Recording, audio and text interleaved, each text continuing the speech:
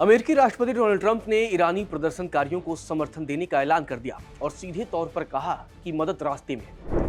इसके बाद कई तरह के सवाल खड़े हुए कि क्या ट्रंप ईरान पर हमला करने वाले हैं या फिर कुछ और बड़ा प्लान कर रहे हैं। ट्रंप ने सीधे तौर पर कहा है कि मदद रास्ते में है। इसके बाद से कयास लगाए जा रहे हैं कि अमेरिका किसी भी वक्त ईरान पर हमला कर सकता है।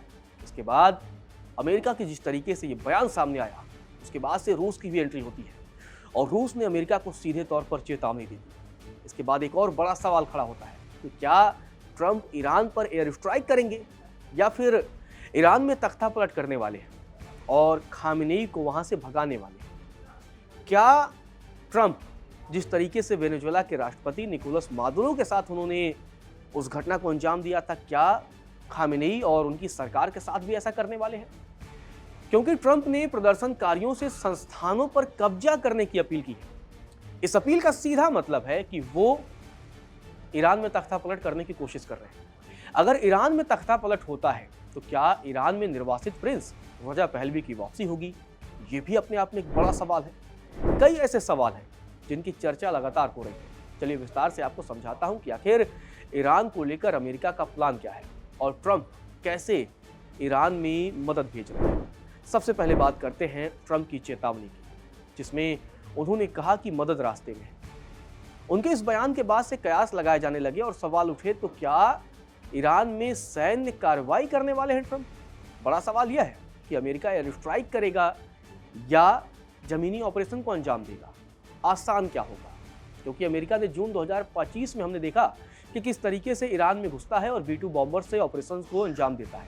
इस दरमियान अमेरिका ने ईरान के परमाणु संयंत्रों को नुकसान पहुंचा दिया। ऐसे में संभावना है कि अमेरिका ईरान पर फिर से एयर स्ट्राइक कर सकता है और वहां पर कुछ न कुछ बड़ा करने वाला है। ट्रंप ने कहा कि अगर ईरान प्रदर्शनकारियों को फांसी देता है तो अमेरिका बहुत सख्त कार्रवाई करेगा। तेहरान ने कहा है कि अमेरिका के साथ बातचीत के रास्ते खुले हैं, लेकिन अगर अमेरिकी सैन्य ठिकानों को निशाना बनाने की बात आती है तो ईरान पीछे नहीं हटेगा। मतलब दोनों तरफ से आर पार की लड़ाई की शुरुआत की आशंका हो चुकी है। व्हाइट हाउस की तरफ से बयान सामने आया और कहा गया कि अमेरिका हवाई हमले कर सकता है, लेकिन कूटनीतिक समाधान को प्राथमिकता देगा। ये बयान अपने आप में बहुत अहम हो जाते हैं। एक तरीके से व्हाइट हाउस की तरफ से हवाई हमले की धमकी दी जा रही है, तो दूसरी तरफ से ईरान भी कह रहा है कि अगर आपने हम पर हमला किया तो हम अमेरिकी सैन्य ठिकानों को निशाना बनाएंगे। मौजूदा समय में ईरान रणनीतिक तौर पर उसकी स्थिति जो है वो बेहद कमजोर है। इजराइल और अरब देश लगातार अमेरिका से इस बात की अपील कर रहे हैं कि बड़े हमलों में देरी की जाए। इसकी असली वजह यह है कि ईरानी सरकार और कमजोर हो जाएगी, क्योंकि लगातार लोगों का गुस्सा फूटा हुआ है और प्रदर्शन जारी है।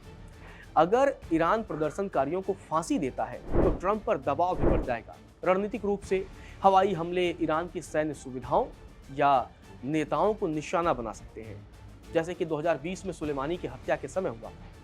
लेकिन इससे बड़ा युद्ध भी छिड़ सकता है, क्योंकि ईरान अमेरिकी ठिकानों पर जवाबी हमला कर सकता है और इसके बाद दुनिया के कई देश भी ईरान के समर्थन में उतर सकते हैं। हालांकि ईरान में ग्राउंड ऑपरेशंस की संभावना बहुत कम है। हवाई हमले और ग्राउंड ऑपरेशंस में दोनों में जमीन आसमान का फर्क है, क्योंकि जमीन पर ग्राउंड ऑपरेशन को अंजाम दिया जाएगा और आसमान पर हवाई हमले। फर्क इसलिए भी है क्योंकि हवाई हमला करना अमेरिका के लिए आसान है। अमेरिका की जो वायुसेना है वो बहुत ताकतवर है, लेकिन जमीन पर जाकर ईरान में युद्ध करना बहुत कठिन काम है, क्योंकि ईरान ने अपनी IRGC तैनात भी कर रखी है। जमीनी ऑपरेशंस में जोखिम ज़्यादा है और अमेरिका को बड़ा नुकसान उठाना पड़ सकता है। ईरान का इलाका भी पहाड़ी है।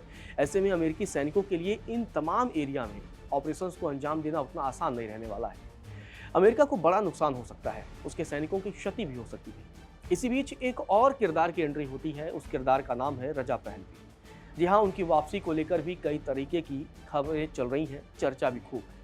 ईरान के अंतिम शाह मोहम्मद रजा पहलवी के बेटे निर्वासित हैं, लेकिन प्रदर्शनों में बड़ी भूमिका निभा रहे हैं। वो लगातार ट्रंप से हस्तक्षेप करने की मांग भी कर रहे हैं और प्रदर्शनकारियों के समर्थन में खुलकर बात भी कर रहे हैं। अगर ईरान में सरकार गिरती है, तख्ता पलट होता है, तो पहलवी की वापसी की संभावना भी बढ़ जाएगी। हालांकि ईरान में IRGC जैसी ताकतें पहलवी को रोक सकती हैं। रणनीतिक रूप से अमेरिका पहलवी को समर्थन दे सकता है ताकि शासन परिवर्तन हो, क्योंकि अमेरिका चाहता है कि ईरान में तख्ता पलट हो, खामेनेई का जो राज है उसका खात्मा हो और नई सरकार का गठन किया जाए। जिस तरीके से ट्रंप ने अपने बयान में कहा प्रदर्शनकारियों से कि वो संस्थानों पर कब्जा कर लें। तो संस्थानों पर कब्जा करने का सीधा मतलब है कि आप वहाँ की सरकार को उखाड़ फेंकिए, और अमेरिकी राष्ट्रपति ने कहा कि मदद रास्ते में है, मतलब नई सरकार का गठन करना या एयर स्ट्राइक होगा। अब क्या होगा ट्रंप जाने, आने वाले समय में इस बात का भी खुलासा हो ही जाएगा।